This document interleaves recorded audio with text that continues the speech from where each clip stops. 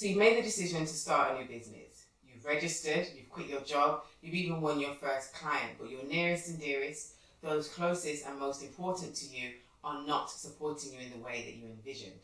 In this video, I want to talk about how you can cope with not getting support when starting a new business.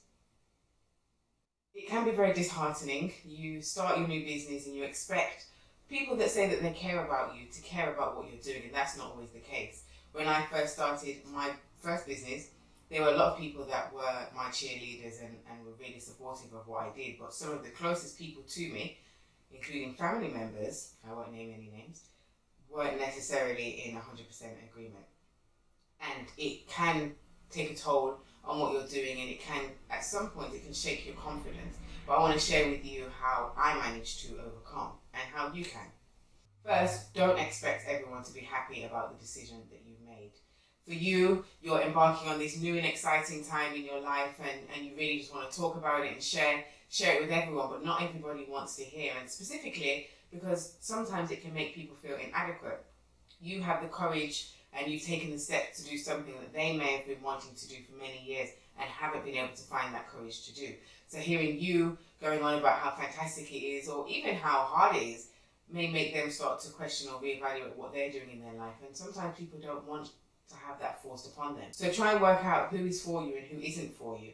And once you've worked that out, focus on the people that are supporting you. And I think that's a really big thing. If you keep going back to the people who you know are not supporting you and trying to start conversations around your business and what you're doing with your business, you're going to continually be left feeling rejected. So go with the people that are celebrating you. Speak to them.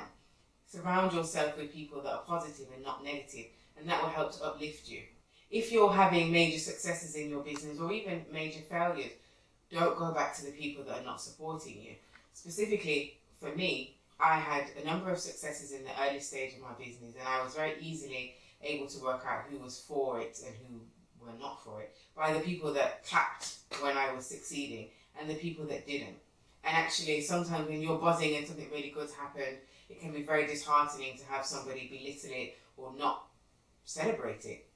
And similarly, if you're having a hard time or something bad's happened, if you go back to those people, it might be a question of, I told you so, you shouldn't have done it, well, if you listened to me, this wouldn't have happened. And that also is not productive. So again, I'm not saying that you need to stay away from those people completely, and sometimes it's not practical. So whilst I recommend keeping a positive circle around you, if you have to keep these people in your life, don't take your successes and failures with your business to them. In fact, if you can avoid it, don't speak about your business at all. And that can feel quite fake, especially if your business is, which it should be, a significant part of your life. But it's about self-preservation, and if those people are going to make you feel bad, then don't share it. Focus on why you're running your business. Did you start your business just so that you can have friends and family say, yay, good job, you're doing amazing? And if you did, then I guess them not supporting you is a big deal. But if you started it because you were passionate about something, if you really wanted to be an entrepreneur or business person, if you found a niche in the market and you want to exploit it for whatever reasons, then you don't need the permission or even the praise of anyone except for yourself and your clients and customers. So focus on why you're in it, not who is or isn't celebrating you.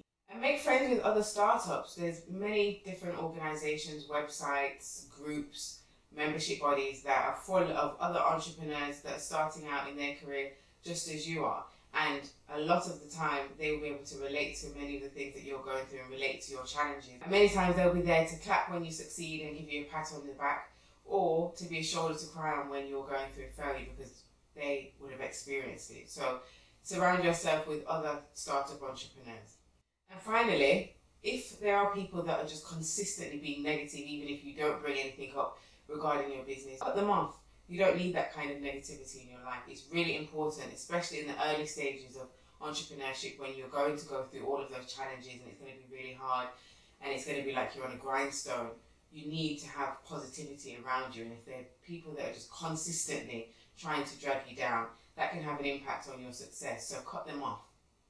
I'm Daniela Ginas. Hope you've enjoyed this video. If you have, please press like, please leave a comment, please subscribe to the channel if you haven't already done so, and if you found this video to be helpful and think somebody from it.